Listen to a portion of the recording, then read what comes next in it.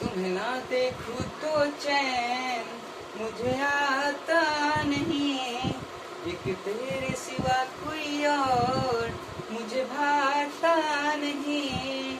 कहीं मुझे प्यार हुआ तो नहीं है, कहीं इकरार हुआ तो नहीं है।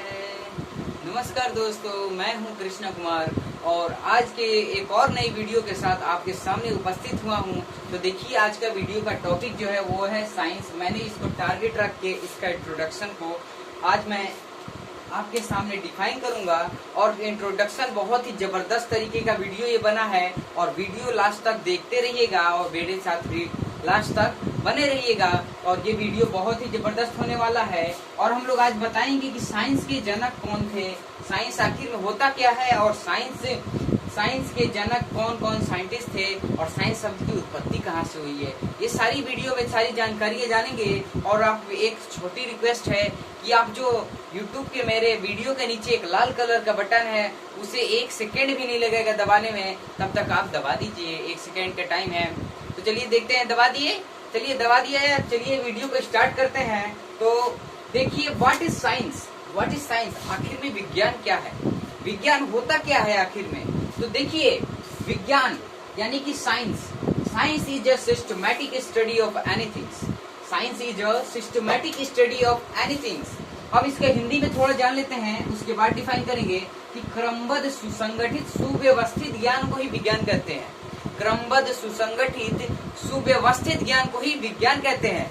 इसका मीन समझिए दोस्तों कि क्रमबद्ध यानी कि क्रम तरीके से और सुसंगठित तरीके से यानी कि उसको सही से, सुव्यवस्थित उसको असली उसके जगह जगह पर रख के, जहाँ जो सामान लगे उसी में उसको लगाएं और उसी को जगह जगह पर रख के उसे कहते हैं हम लोग क्या, विज्ञान। यानी कि कोई भी रूल के हिसाब से अगर आप कोई काम कर रहे हैं तो वो क्या है, विज्ञान है। वो रूल क्या है, किस पे आधारित है, विज्ञान पे आधारित है।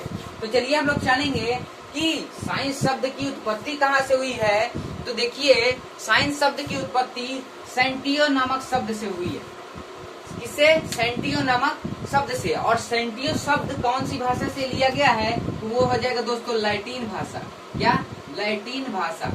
किससे, लैटिन भाषा से। तो देखिए, बराबर जानिए कि साइंस शब्द सेंटियो शब्द से लिया गया है। और साइंस सेंटियो का मतलब क्या होता है, देखिएगा, ये है बहुत ही इंपॉर्टेंट क्वेश्चन। ये आ सकता है पेपर में आपके, सेंटियो शब्द का मतलब होता क्या है। तो देखिए शब्द दोस्तों कि सेंटियो का शब्द का मतलब होता है जानना। क्या होता है, जानना, इच्छा रखना, जानने की इच्छा रखना, उसे कहते हैं सेंटियो।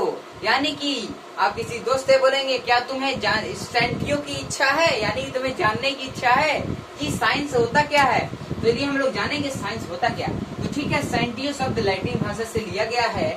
और देखिए कि एक साइंस के पिता किसे कहा जाता है, यानी कि साइंस के जनक किसे कहा जाता है। साइंस को किसने पहले, सबसे पहले किसने दिया था, यानी कि सबसे पहले साइंस में वर्क किसने किया था। तो देखिए, साइंस के पिता कहा जाता है गैलीलियो को। किसे कहा जाता है, गैलीलियो को। और साइंस के एक और पिता हैं जिन्हें कहा जाता है स्टीफन हॉकिंस। क्या है, स्टीफन हॉकिंस। यानी कि अब देखिए, मैं स्टीफन हॉकिंस के बारे में कुछ बताने वाला हूँ। और देखिए, इनकी बातों के बारे में, इनके बैकग्राउंड के बारे में आप जान के एकदम अचंभित रह जाएंगे। स्टीफन हॉकिंस आखिर में थे क्या। तो देखिए, स्टीफन हॉकिंस एक बीमारी के शिकार थे, जिसमें उस बीमारी में क्या होता है दोस्तों कि 80% आपके बॉडी का हिस्सा काम नहीं करेगा।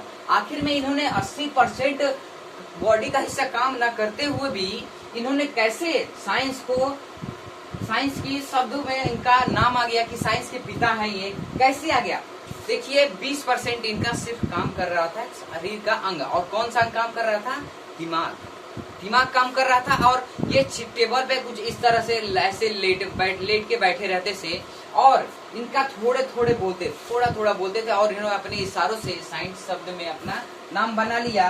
तो देखिए, साइंस शब्द में नाम बनाना कोई अचंभित की बात है, बहुत ज्यादा अचंभित की। चलिए हम लोग आगे चलते हैं।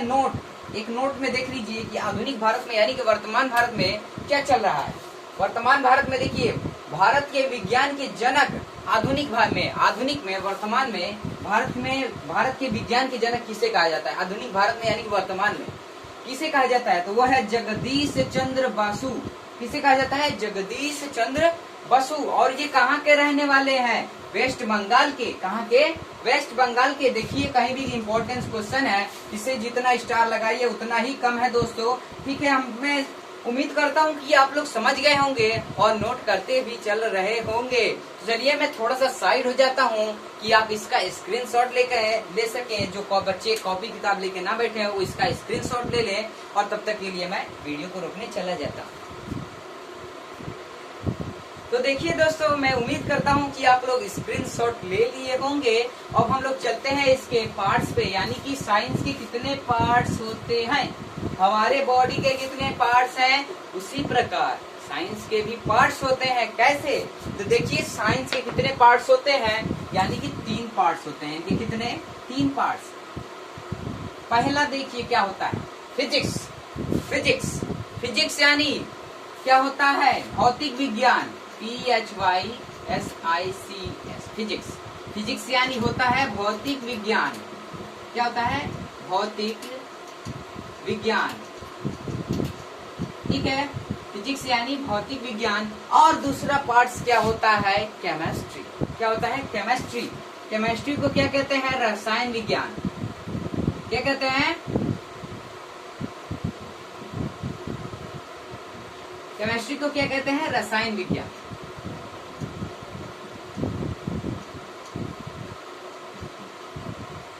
केमिस्ट्री यानी रसायन विज्ञान। उसके बाद आता है हमारा क्या? बायोलॉजी। क्या है? बायोलॉजी। बायोलॉजी यानी होता है क्या? बायोलॉजी यानी क्या होता है? भौतिक विज्ञान।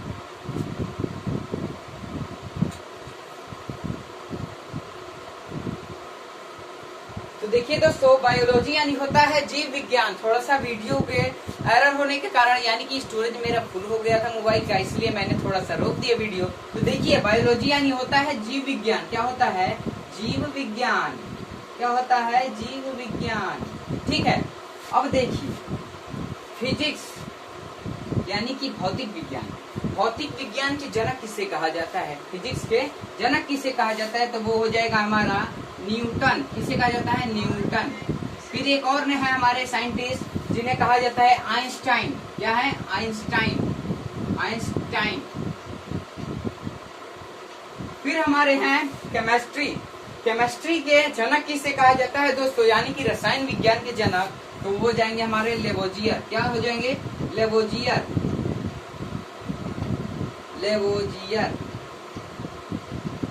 लेवोजियर को किसका? रसायन विज्ञान का जनक कहा जाता है।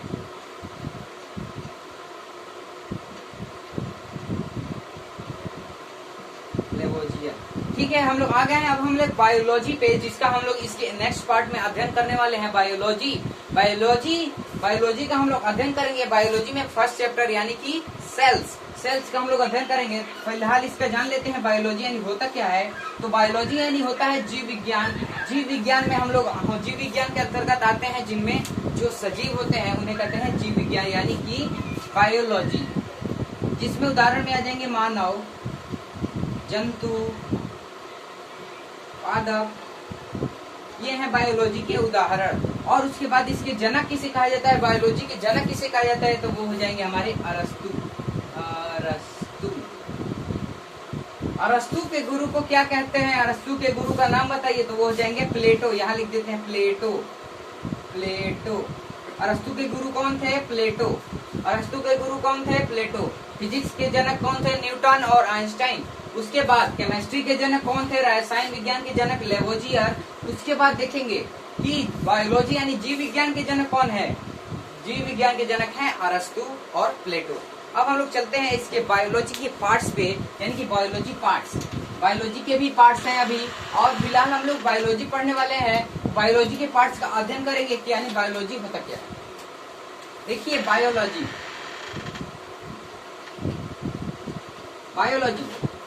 के कितने पार्ट्स होते हैं? 2 पार्ट्स होते हैं। पहला होता है जूलॉजी और बॉटनी। क्या होता है? जूलॉजी जूलॉजी और बॉटनी। बॉटनी क्या होता है? बॉटनी। अब देखिए, जूलॉजी मतलब होता है जंतु विज्ञान। क्या होता है? जंतु विज्ञान। उसके बाद बॉटनी मतलब होता है वनस्पति विज्ञान। क्या होता है? वनस्पति विज्ञान। विज्ञान, ठीक है। अब देखिए कि जूलॉजी किसे कहते हैं? हम जिस कोई भी शरीर में जान हो उसे कहते हैं जूलॉजी, यानी कि सजीव वस्तुओं का अध्ययन करने को हम लोग क्या कहेंगे? जूलॉजी। उसके बाद बॉटनी वनस्पति विज्ञान, पेड़ पौधों का अध्ययन करने को क्या कहेंगे? वनस्पति विज्ञान। तो ठीक है, आज के इस पार्ट्स में बस हम लोग इतना ही, और नेक्स्ट पार्ट में हम लोग जानेंगे सेल्स के बारे में, यानी कि कोशिका, यानी कि सेलुलर कंपार्टमेंट। या हम लोग आज की इस वीडियो में अलविदा लेते हैं। तो एक प्यारा सा जय हिंद, और उम्मीद करता हूँ कि आप लोग चैनल को सब्सक्राइब कर दिए होंगे।